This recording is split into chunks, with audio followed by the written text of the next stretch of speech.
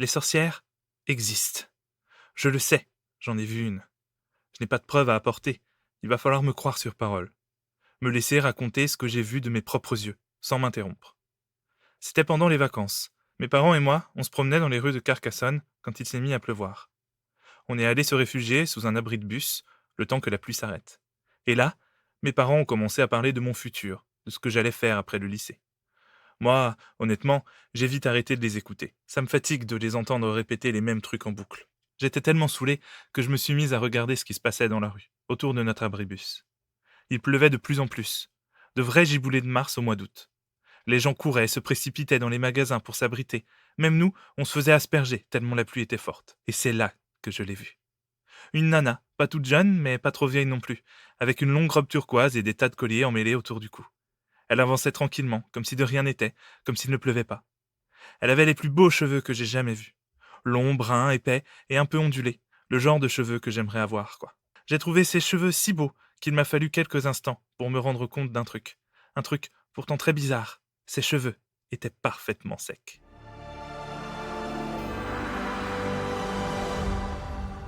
Bonjour à toi, passionné de lecture. Moi, c'est Jonathan, hôte de ce podcast où je donne mon avis sur mes lectures. Aujourd'hui, on se retrouve avec un roman de JS Éditions, maison d'édition indépendante et engagée que je te conseille vraiment de découvrir. Pour dire la vérité, tous les romans de cette ME sont dans ma wishlist. Mais c'est sur Vox de Natacha Didri que j'ai jeté mon dévolu il y a quelques mois et que j'ai enfin lu en avril 2024. Je te laisse découvrir le résumé avant de passer à ma chronique. Et si les sorcières existaient vraiment? C'est la question que se pose Candice, 17 ans. Scientifique dans l'âme, elle rêve de devenir la Marie Curie des temps modernes.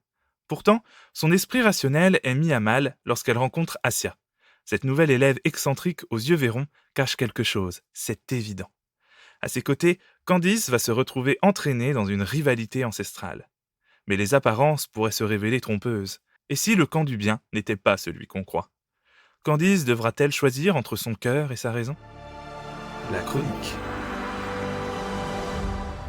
Voilà, tu vas commencer à le savoir, dès qu'on me parle de magie et de sorcières, moi je suis déjà hypé. Alors est-ce que cette lecture était à la hauteur de mes attentes? Découvrons ça tout de suite.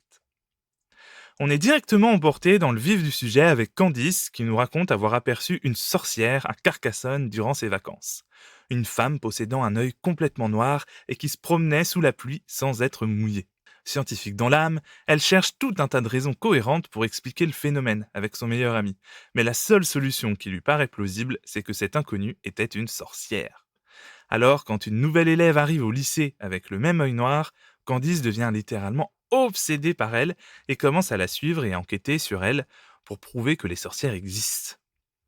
Je vais commencer par parler du style de l'autrice, qui est incroyablement fluide.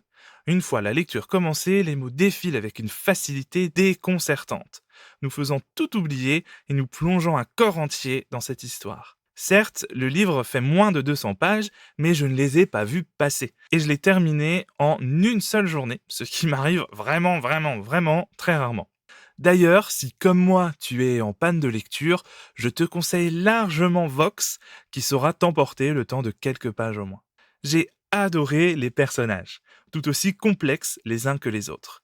Ce sont de vraies personnes en 3 dimensions et ça fait tellement plaisir. On a d'ailleurs quelques retournements de situation au niveau des relations qui sont franchement bienvenus.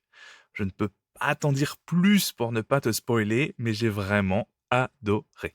L'univers, lui, est riche et original, tout en étant très accessible. J'ai vraiment été emporté par ce concept et ce monde bien loin d'être tout blanc ou tout noir. Au contraire.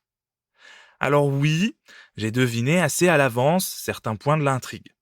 Mais est-ce que c'est si grave que ça? Franchement, je ne pense pas. Ça n'a rien gâché à ma lecture et la façon de révéler les choses, elle, était plutôt inattendue. D'ailleurs, cette intrigue et ces rebondissements m'ont vraiment tenu en haleine tout du long. Et encore une fois, si plusieurs points peuvent paraître classiques ou attendus, c'est vraiment la façon qu'a l'autrice de tourner les choses qui rend le tout très intéressant et original. Personnellement, c'est ça que j'adore dans mes lectures. Prendre un cliché et lui tordre un peu le cou. Ça fait tellement de bien. Un petit mot sur la romance qui se forme tout au long du roman et à laquelle je ne m'attendais pas du tout en débutant ma lecture. Pourtant, je l'ai adorée.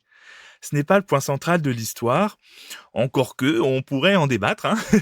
Mais elle est très bien construite, fluide et franchement très mignonne. J'adore. On a d'ailleurs besoin de plus de romances dans ce genre en fiction. Voilà, c'est dit. Parlons enfin de la fin, justement. Je l'ai adorée, voilà, hein. Heu, j'imagine qu'elle peut paraître simple ou rapide, je sais pas, mais moi, je l'ai trouvée parfaite, tout simplement, et surtout pas mal originale quand on y pense. Voilà, je ne sais pas trop quoi dire de plus à part que j'ai adoré ma lecture, si tu ne l'avais pas compris. Il ne s'agit pas pour autant d'un coup de cœur, mais c'est tout de même un roman que je conseille les yeux fermés et qui aura su m'emporter le temps de quelques heures dans un monde original, enchanteur et complet. Petite mention spéciale aux références à ma série préférée, Charmed. Qu'est-ce que ça fait plaisir! Voilà, voilà, cette chronique est terminée. J'espère qu'elle t'a plu et qu'elle t'a donné envie de découvrir ce roman original, rapide à lire et très bien écrit. Si tu veux soutenir ce podcast, tu peux t'y abonner sur ta plateforme d'écoute, commenter là où c'est possible de le faire, ou bien me suivre sur les réseaux sociaux. Tous les liens sont dans la description. Les liens pour retrouver le roman et les liens de l'autrice sont également dans la description. Dans tous les cas, je te souhaite de bonnes lectures, je te dis à la semaine prochaine et je te laisse avec une petite citation, comme d'habitude. Des bisous! Est-ce que tu es une sorcière? Voilà, j'ai réussi. Les mots sont enfin sortis de ma bouche. Une bouffée de soulagement m'envahit avant même de voir la réaction d'Asia. Être parvenu à lui dire, c'est un accomplissement en soi. Comment avait dit Neil Armstrong déjà? C'est un petit pas pour l'homme, mais un pas de géant pour Candice. Bon, mon soulagement ne dure pas bien longtemps, parce que la réaction d'Asia n'est ni sérieuse ni éberluée. Je la vois se mordre l'intérieur de la joue pour ne pas exploser de rire. J'aurais dû m'en douter, bien évidemment qu'elle va se foutre de ma gueule. C'est bon, tu peux rigoler. Éclater de rire, on dirait que ça lui fait un bien fou. Elle en a les larmes aux yeux.